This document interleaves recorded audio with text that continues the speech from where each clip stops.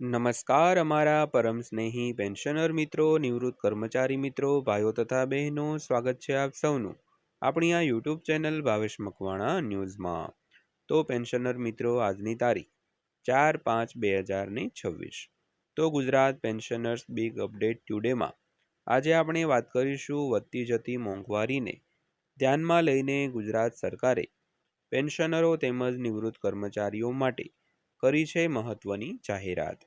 તો પેન્શનર મિત્રો, શું છે આ મહત્વની જાહેરાત તે જાણવા માટે આજનો વિડીયો તમે અંત સુધી નિહાળી લેજો।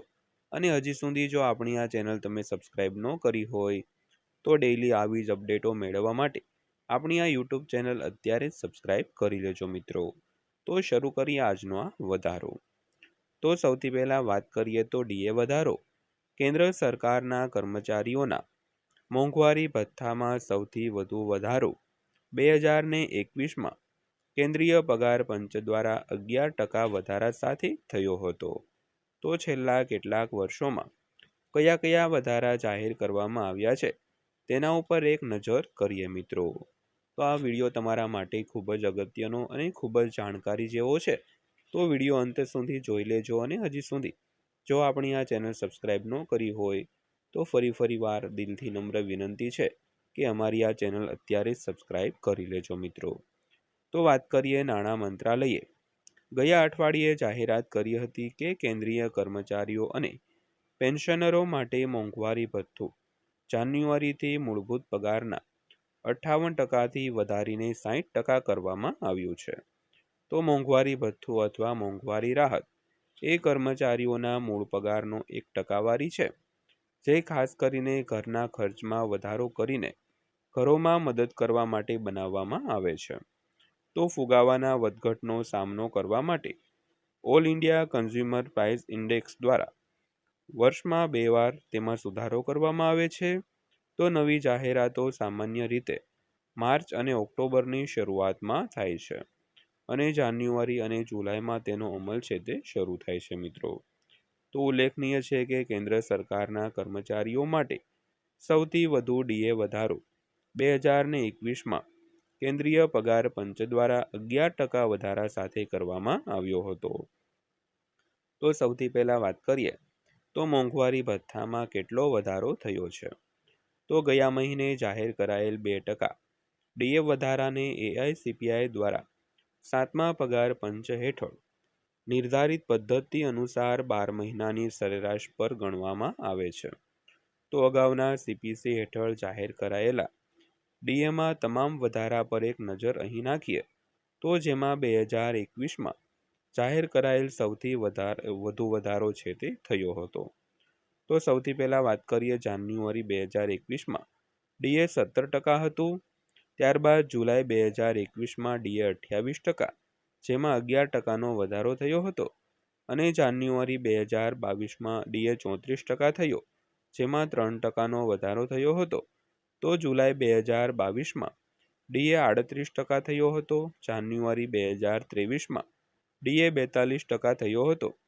જુલાઈ 2023માં 46%, જાન્યુઆરી 2024માં 50%, જુલાઈ 2024માં 53%, જાન્યુઆરી 2025માં 55%, તેમજ જુલાઈ 2025માં 58%, અને હાલમાં ડીએમાં 2%નો વધારો થઈને જાન્યુઆરી 2026થી 60% ડીએ ચૂકવવા પાત્ર થતો હોય છે।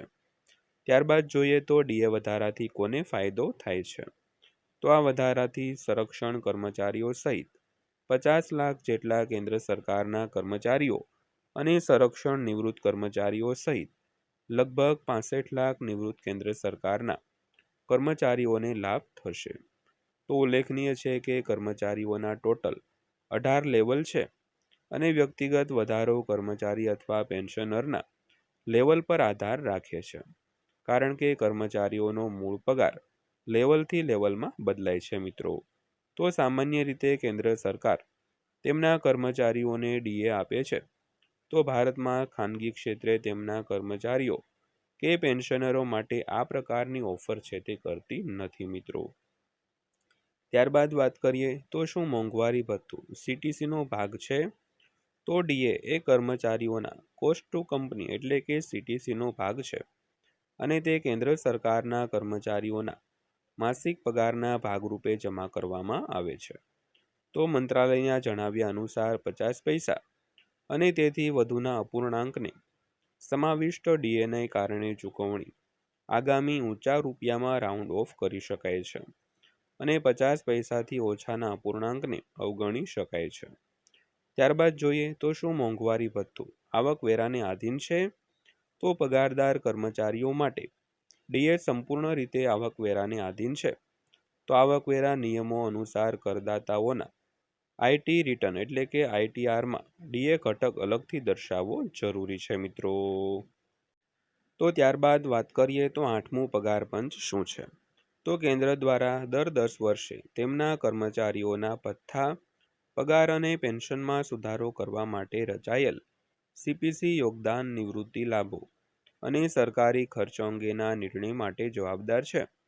તો આમ 8મું સીપીસી કેન્દ્ર સરકારના કર્મચારીઓ માટે પગાર વધારો, મોંઘવારી ભથ્થું, ફિટમેન્ટ ફેક્ટર અને અન્ય ભથ્થા અંગે પણ મોટા નિર્ણયો લેવા માટે તૈયાર છે મિત્રો. ત્યારબાદ જોઈએ તો ડીએ અને અન્ય ભથ્થાઓમાં સીપીસીની ભૂમિકા શું છે?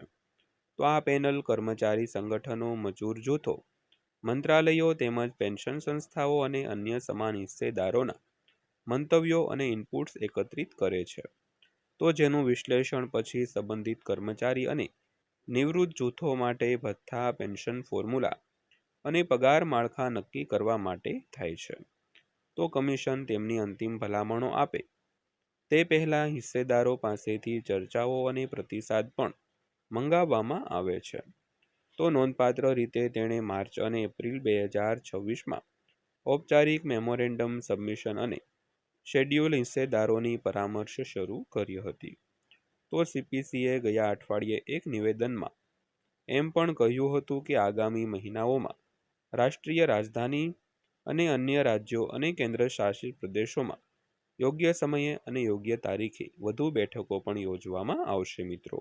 તો મિત્રો આ હતી આજની માહિતી પસંદ આવી હોય, વિડીયો સારો લાગ્યો હોય તો વિડીયોને એક લાઇક કરજો અને આવા જ વિડીયો રોજે રોજ જોવા માટે આપણી આ ચેનલ અત્યારે જ સબસ્ક્રાઇબ કરી લેજો મિત્રો. તો ફરીવાર પાછા મળીશું એક નવા વિડીયો સાથે, નવી માહિતી સાથે. ત્યાં સુધી સૌને જય હિન્દ, વંદે માતરમ.